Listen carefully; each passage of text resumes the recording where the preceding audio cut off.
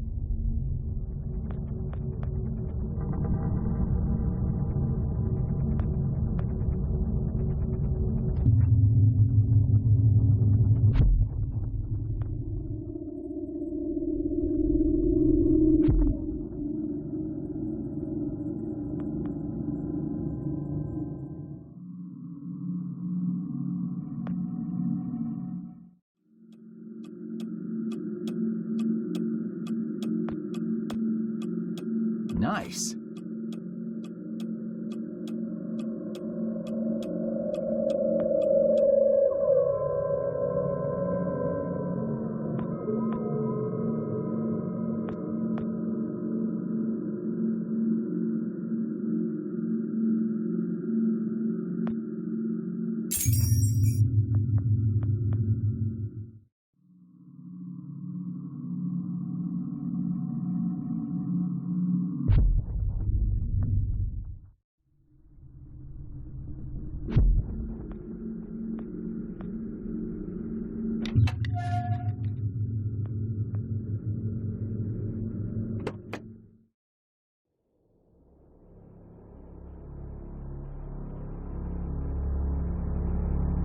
Here, out on the road, everything seems so normal. Same moon, same night sky. After an hour of driving, it's easy to forget all about that dead world back there. How could Lambert have survived, though? If he came from the future, how did he not die along with everybody else? I just saw his body in the morgue. Now I'm driving out to talk to him alive. How does that work? Do you just leave a copy of yourself every time you use the box? Is that it? Are there copies of me all over the place now? What if he's not there? What if I changed something and he's not alive at all? Maybe all of this has been completely pointless. Maybe there's nothing I can do after all. Maybe these will be my last days, along with everybody else's. Ugh, the thought ties my stomach in knots. No, I better just not think about it and carry on. Did I bring enough gas? God, I hope I brought enough gas.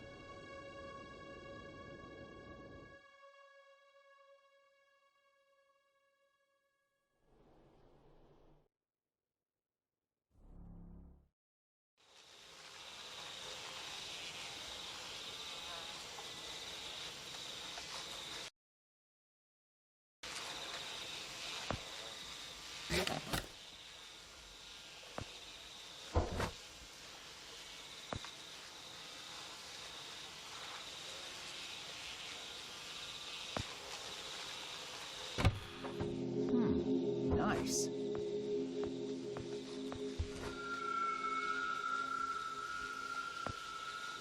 Man.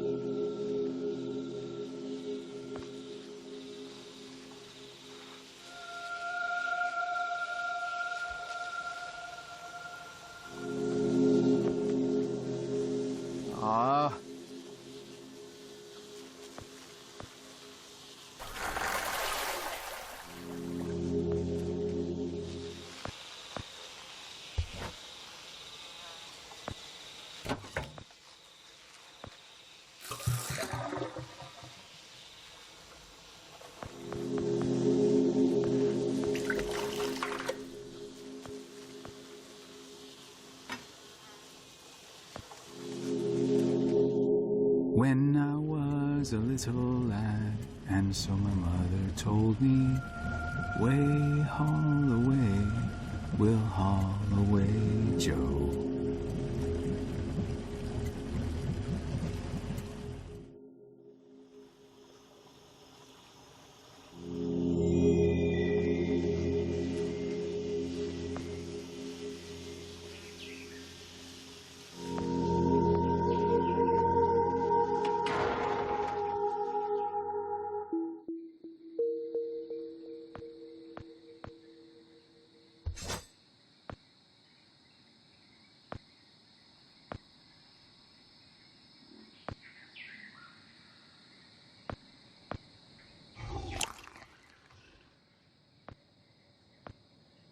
Whoa!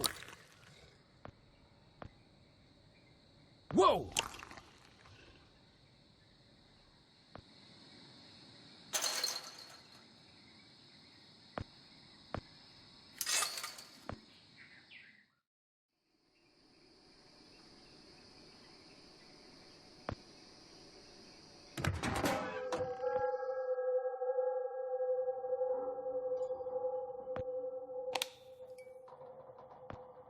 Hmm.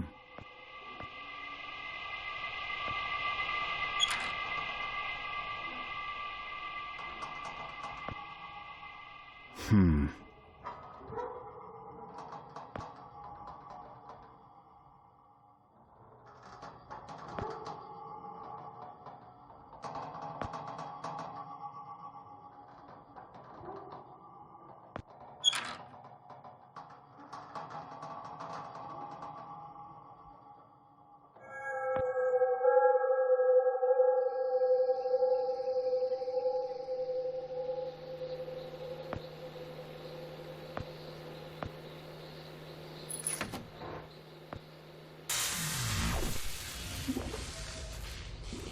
No.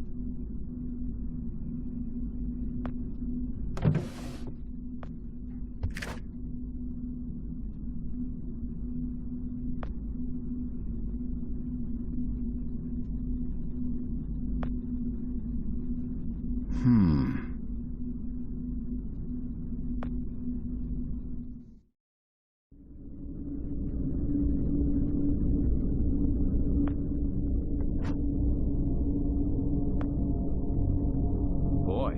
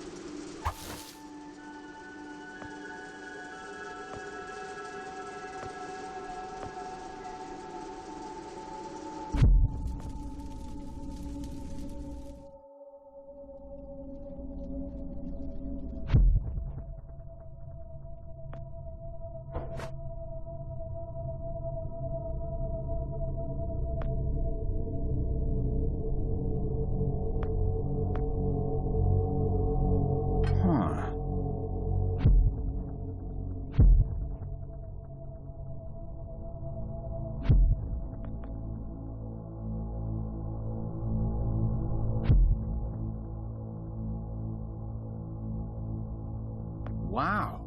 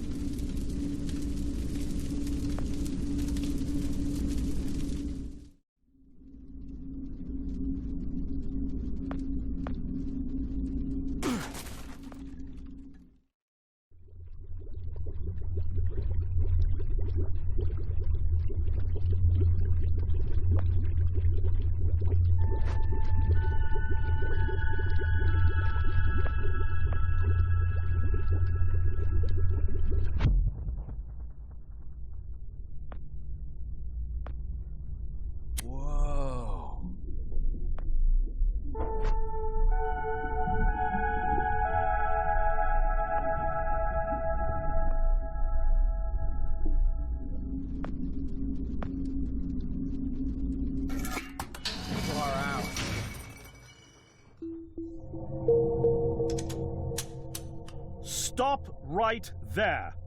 Whoa, wait. Mr. Lambert, sir, it's me, Joe. I don't know you. What are you doing in my house? You sent me here, remember? I've done no such thing. For an intruder, you're not very bright, you know that? For all the commotion you caused getting in here, you might as well have brought a bulldozer. Now, you have exactly 5 seconds to explain what you're doing here. Or so help me God, I'm pulling this trigger and sending you on your way. 5. I was sent here. 4. By you. 3. You told me to find you, to warn you about the end of the world. 2. You were old, with white hair, and you got shot. Oh, God, please don't shoot me, Mr. Lambert. This, you gave me this. It's an chrono. It's a time machine. I gave you that? Yes! I've never seen anything like it. But on the back, that's my family signet. I made this? It's simply magnificent. I gave this to you? Why? Who are you? Name's Joe, sir. I'm just a janitor at the Archon building. I found you in a room with a big, round door in the basement labs this morning, and you were dying. You said you'd come from 40 years in the future to stop the end of the world. I guess I was the only one around, so you gave me this and told me to find you and tell you all this, and I've been there. The future, I mean. A bunch of times. And you were right, Mr. Lambert. Everyone's gone. My God, so it did come to pass. They really did it, those greedy goddamn bastards. I told them this would happen. Wait, I was dying? How? You said you'd been shot. I had to actually find you at the morgue to get this address. Shot? By whom? No, wait. Don't say anything else. You succeeded in finding me, which means anything you tell me from this point on could alter the course of action that brought you to my doorstep. The less I know, the better. So, you've seen the future. What did you see? It's like a bad dream, sir. Everyone's gone. Buildings are coming apart. It's all just quiet. What happened, Mr. Lambert? It is Dr. Lambert. And considering all the effort you just went through to find me, not to mention bearing witness to the horrific outcome of the biggest breakthrough in the history of science, I suppose I owe you some kind of explanation.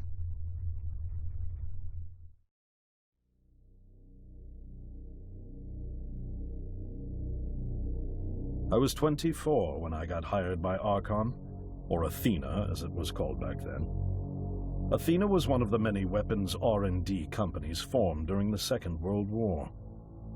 Unlike other R&D companies that had retooled themselves to pursue peacetime activities after the war, Athena had made enough money to continue chasing the next big thing in defense technologies. They were betting the farm on post-war Soviet expansion, raising the level of government paranoia to create a lucrative market for esoteric weapons research. I'd say they made the right bet. Still a theoretical physicist at MIT, my thesis on the possibility of time travel via dimensional membranes got published shortly after I was hired in 1961. Company heads were so impressed, they gave me a team and a budget. Development exceeded even my own expectations, and after only 6 years, we had the first primitive version of the time machine up and running.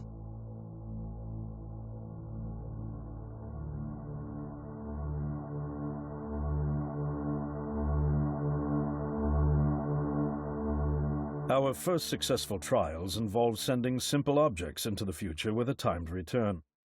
But with Archon running out of money, that was all the company bigwigs needed to secure a big fat contract with the Department of Defense. Apparently, we had sold them on the idea that the technology could be used to go back in time and strangle communism in its cradle. The reality, of course, was that it couldn't.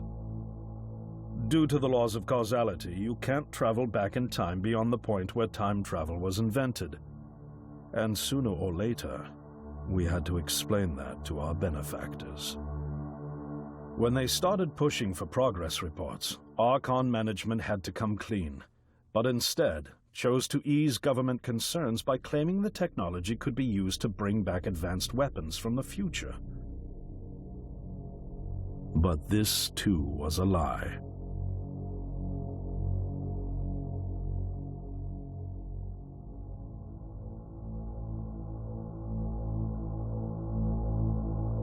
At this point, we'd already had our first of many human trials, and we knew there would be no weapons.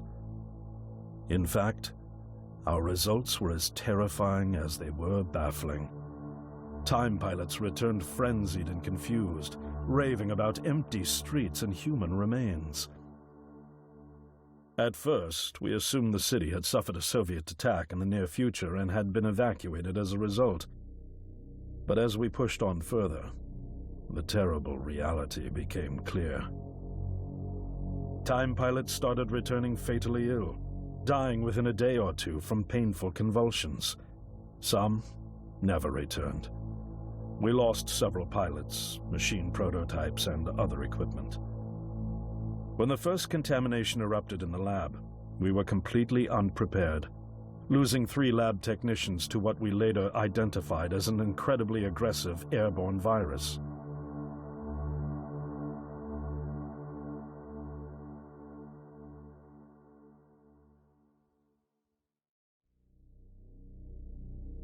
Although we weren't equipped to handle biohazards of this magnitude, management insisted we contain and study it. To keep our pilots and the virus alive long enough to study, we co-opted experimental cryotechnology from another project, Lazarus, and established a makeshift virus lab.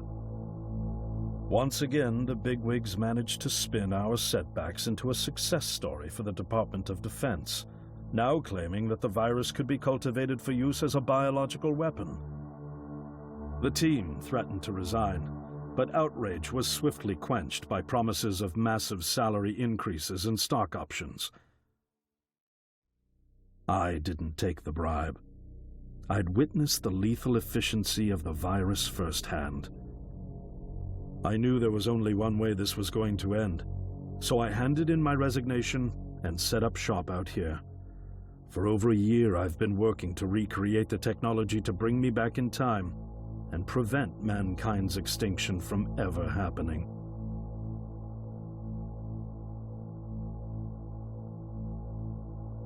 And now you're here, the harbinger of doom at my doorstep, wearing a boiler suit.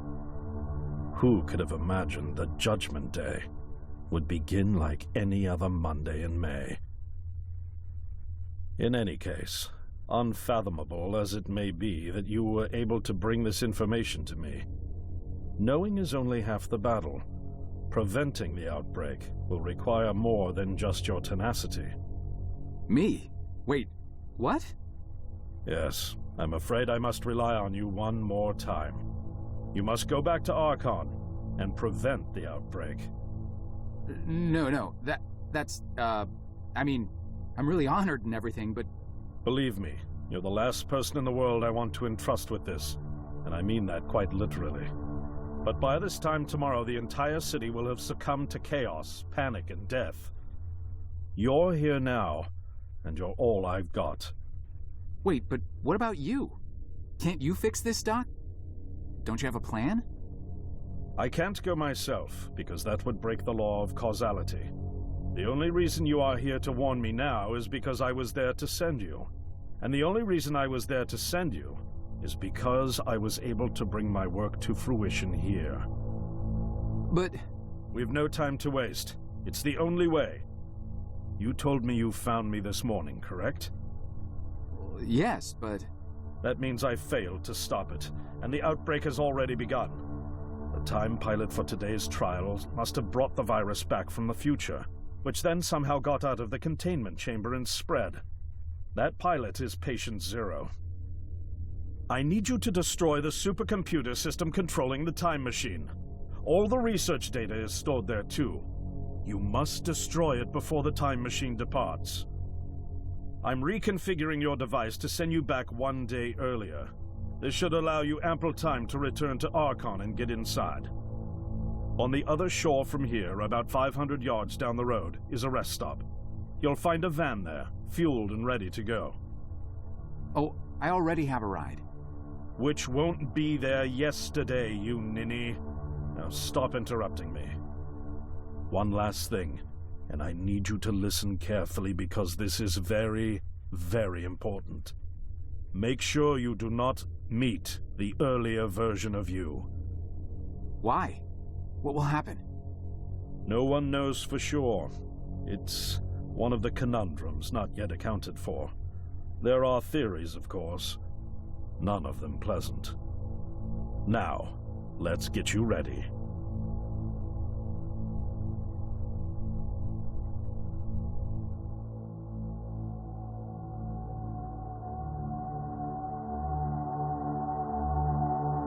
How did I get myself into this?